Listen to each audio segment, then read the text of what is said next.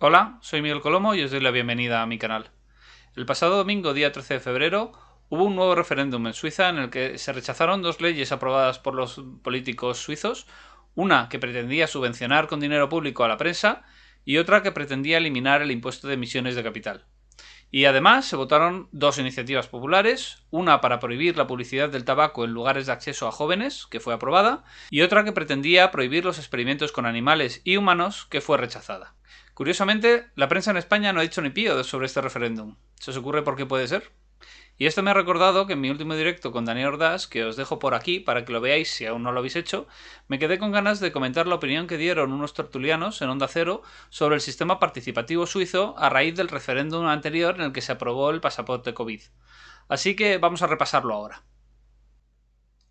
Asociamos los movimientos referendistas y asamblearios a países de ideologías más de izquierda, y Suiza, que es el país más conservador del mundo, somete todo al criterio de los votantes, y todo es hasta la construcción de una mezquita, ¿no?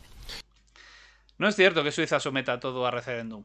La ciudadanía suiza puede someter cualquier decisión de sus políticos a referéndum, pero eso no quiere decir que lo hagan. Vienen a decidir unas 10-20 temas al año. De hecho, la simple existencia de esa posibilidad hace que los políticos se esfuercen en tomar decisiones que realmente estén en línea con una mayoría de la población. Seguimos. Y en ese sentido yo discrepo por completo del modelo, ¿no? Creo que hay cuestiones que traspasan y superan el conocimiento de los ciudadanos. No digamos cuando son tan académicos, técnicos y científicos como estos, y menos en un contexto inflamable como el de la opinión pública respecto a ciertas psicosis, ¿no? O sea, creo que tenemos que preservar la democracia de los votantes muchas veces, no dejarnos llevar por ellos. Y Decir que tenemos que preservar la democracia de los votantes es como decir que tenemos que preservar a las universidades de los alumnos. Por cierto, esta frase nos la dijo un profesor en la carrera. Este tertuliano defiende aquí cierto elitismo, según el cual hay unas ciertas personas más capacitadas que otras para tomar decisiones. Y podemos debatir sobre si eso es cierto o no, pero lo que no podemos es intentar llamar a eso democracia. Suiza, que es un país conservador, utiliza el referéndum sistemáticamente. Cada 3 o 4 semanas hay una manifestación referendaria, ¿no? Y Ya he comentado que esto es falso, pero me gustaría recordar lo que dijo sobre esto Daniel Ordaz en la charla que tuvimos. Una de las cosas que decían es que en Suiza votaban, que qué barbaridad, fíjate que en Suiza votaban cada 5 o 6 semanas. Eso es O una incluso... gilipollez. Correcto. No hay más comentarios. y yo discrepo del modelo integralmente, discrepo conceptualmente y discrepo también de los resultados. Precisamente porque yo creo mucho más en la democracia representativa. Y cuando las cuestiones son técnicas, académicas, científicas, con más énfasis todavía. Se supone que en una democracia representativa, el representante se limita a trasladar la voluntad de los representados. Lo que está diciendo cuando dice que cree más en una democracia representativa que en una democracia participativa es que unos y otros van a tomar decisiones distintas. Así que una de las dos no puede ser democracia. Es que no hay otra. Es que la democracia representativa es la que garantiza la libertad de los modernos. Esto de los referéndums es la libertad de los antiguos, donde uno iba a las asambleas, donde iban a coartar sus libertades muy felizmente y se dedicaba a la política full time. Aquí el tertuliano está haciendo referencia a una obra de Benjamin Constant, de 1819, en la que se hace referencia a la democracia directa de Atenas. Pero es que lo que hay en Suiza no es democracia directa, no es lo que había en Atenas. Lo que hay en Suiza es democracia participativa. En Suiza hay una serie de gestores, que son los encargados de elaborar las leyes, pero el que tiene la última palabra para aprobar esas leyes no son esos políticos, es la ciudadanía. Y no es de forma directa en asamblea, sino mediante la solicitud de un referéndum por firmas. Y aquí vemos la principal confusión de estos tertulianos. Confunden la democracia participativa, que hay en Suiza, con la democracia directa por un lado, y por otro, con gobiernos populistas que convocan referéndums cuando quieren manipular a la nación en su favor. Ninguno de esos dos casos es lo que hay en Suiza. Seguimos. De esa forma de regir la vida pública es que me da igual lo que pregunten. O sea, no se puede preguntar cuestiones que deberían atender a principios fundamentales como en democracia participativa. Es que no tiene... ¿Acaso los políticos sí pueden decidir sobre esos mismos principios fundamentales? Esta crítica es maniquea. Lo que pueden decidir o no la ciudadanía en referéndum es exactamente lo mismo que puede decidir una persona que dice ser su representante, ni más ni menos. La clave es si las decisiones las toma uno o las toma otro. Sentido. Yo que soy... Sí, pero estamos de acuerdo entonces con todo eso, porque efectivamente parece que los referéndums tienen todas esas características que decís. Pero vayamos al asunto. ¿Quién decide si se pide un pasaporte COVID para entrar en un restaurante? ¿Es una decisión científica? ¿Es una decisión política? Aquí Arcade Espada saca un tema que en su día, en noviembre, podía ser más o menos cuestionable. Pero ahora mismo ya hemos visto que hay unos países que han adoptado esa medida y otros que no. Y no les ha ido mejor a unos que a otros. Así que la decisión evidentemente no era científica. De hecho, me parece importante resaltar cómo se resolvió este problema del pasaporte COVID en Suiza, donde los políticos aprobaron el pasaporte, la ciudadanía pidió un referéndum y fue la población en votación la que decidió finalmente implantarlo, y compararla con lo que está pasando en Canadá, donde el gobierno lo ha impuesto y la población ha salido a la calle en protestas para anularlo. Y el gobierno, a su vez, ha declarado el estado de emergencia por esas protestas. ¿Cuál de estos dos sistemas os parece más democrático?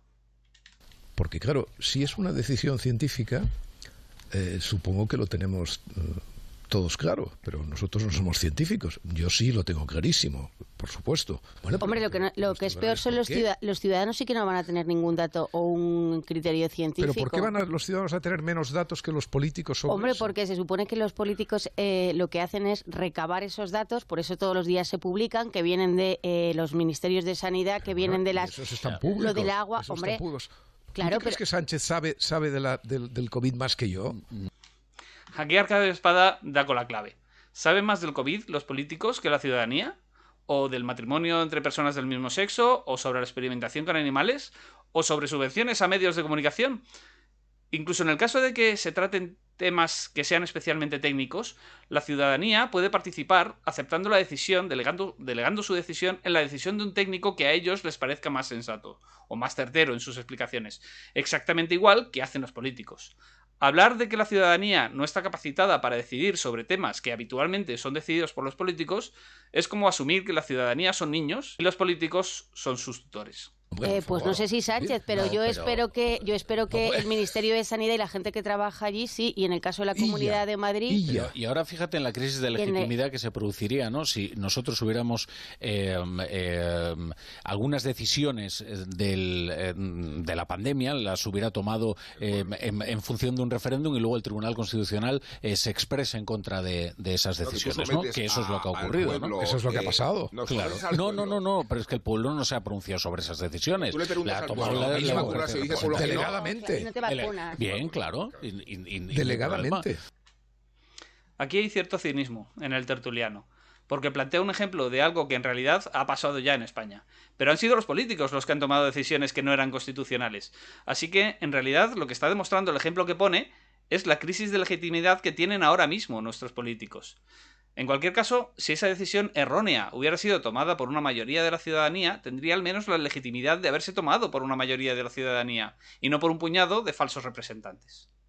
Ignacio. Por volver al principio de la conversación, yo estoy tan de acuerdo con lo que decís y estoy tan en contra del principio plebiscitario que no conozco ningún caso en la historia de una democracia basada en el principio de plebiscitario que no haya devenido en dictadura totalitaria, con una excepción, que es Suiza. Hay otra excepción en Estados Unidos, en la misma jornada en que se celebran las elecciones presidenciales, en todos los estados prácticamente se someten a votación 6 o 7 u 8 cuestiones a referéndum, cosa que se desconoce habitualmente. Yo sigo estando en contra del principio plebiscitario con carácter general, pero es verdad que hay excepciones. Aquí he adelantado un trozo posterior para contestar a todo esto junto. El tertuliano habla de dos excepciones de países en los que funciona este sistema participativo: Suiza y Estados Unidos. Pero es que no ha habido ningún otro país en el que se haya instalado este sistema de democracia participativa que no sean estos dos. Así que no tengo muy claro a qué países se refiere que hayan acabado en tiranía. Probablemente se refiere a países en los que, como he comentado antes, la ciudadanía no tiene derecho a convocar referéndums, sino que son esos mandatarios los que convocan esos referéndums para validar o rechazar algún tema que a ellos les interesa. En realidad, lo que está reconociendo el tertuliano con sus palabras es que la democracia participativa funciona bien en todos aquellos países en los que se ha implantado. Seguimos. El sistema político suizo está lleno de peculiaridades que son completamente inexportables. Es decir, es que es un sistema tan específico y tan propio de ellos que no es un buen ejemplo para montar un debate teórico general sobre él. Pero sí, estoy de acuerdo con eso. Es que no hay que importar todo el sistema suizo. Basta con importar un sistema que permita a la ciudadanía ser dueña de su propio destino.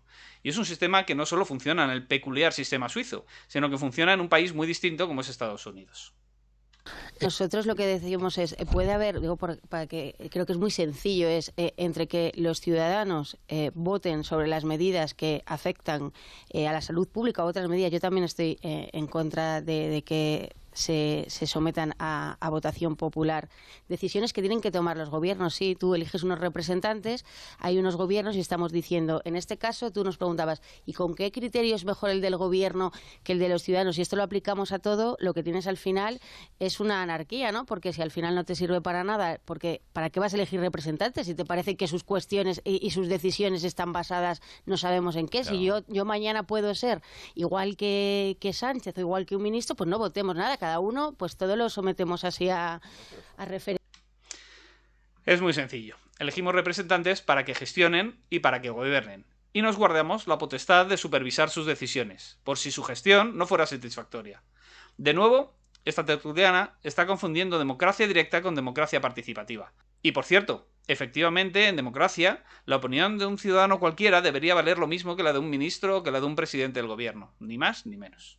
No, pero la cuestión del referéndum tiene varios inconvenientes, entre ellos que los que se han propuesto últimamente nunca valoran ni siquiera lo que se propone, sino que castigan al que lo propone por el hecho de convertir el referéndum en una acción política contra el que lo propone, no sobre lo que se propone.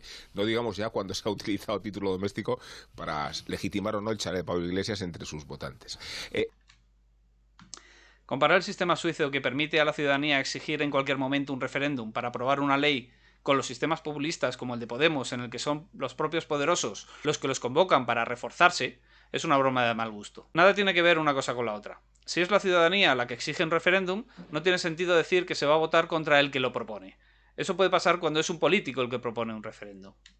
En Suiza se ha votado por decidir nada menos si deben autorizarse o no los matrimonios entre personas del mismo género. Y esto es una cuestión que se somete a la voluntad de los suizos, que dijeron que sí en un 65-35, pero podían haber dicho que no, como hicieron con los minaretes, en un porcentaje exactamente invertido, ¿no? O sea que los suizos tienen que decidir si hay un minarete o no, y si tú te puedes casar con alguien de tu sexo o no, lo deciden los suizos.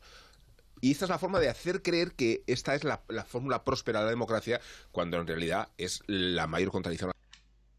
Ya, pero es que la alternativa es que esas decisiones las tome exactamente igual el político de turno. De hecho, en Suiza se podría haber presentado dicha ley antes de que la propusieran los políticos, cosa que en España, por ejemplo, no podemos hacer. En resumen, en general, políticos y periodistas nos tratan como niños pequeños.